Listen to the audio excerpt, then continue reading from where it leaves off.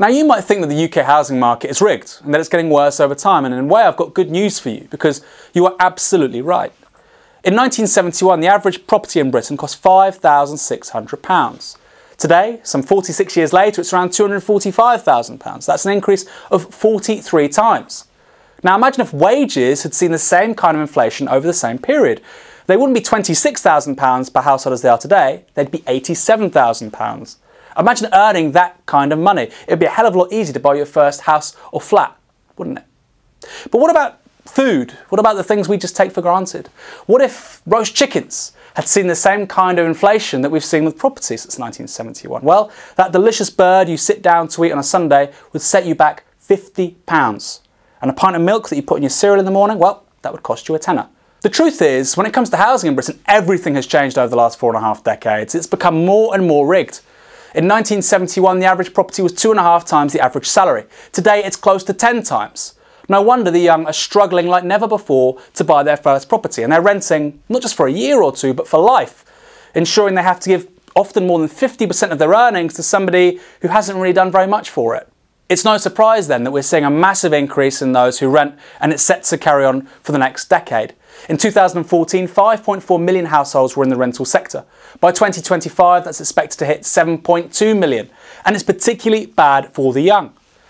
50% of 20 to 39-year-olds by 2025 will be renting, up from 20% in the year 2000. The system is rigged for the poor and for the young.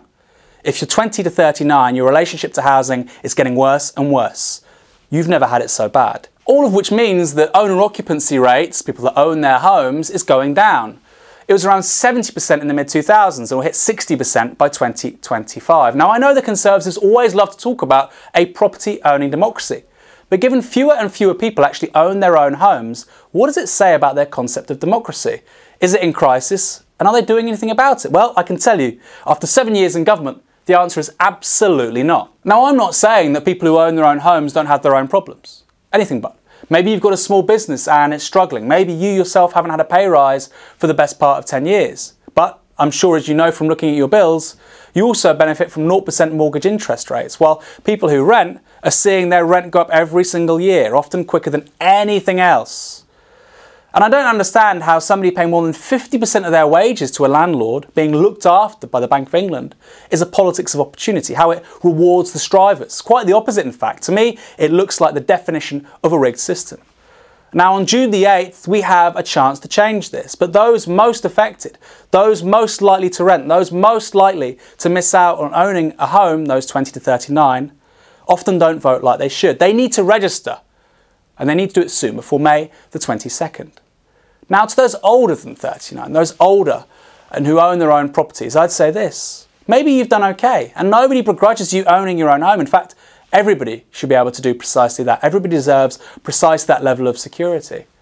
But do you begrudge that same possibility, that same opportunity to your children, to your grandchildren? Really? Do you really want them to grow up in a country so different to the one that you grew up in? So much more divided, so much more lacking in opportunity? Well, if you do, then fine. Vote Conservative on June the 8th. But if you don't, have a think. Maybe talk to those kids, talk to those grandkids. Because they're thinking very different things to you. They're living in a very different country to you.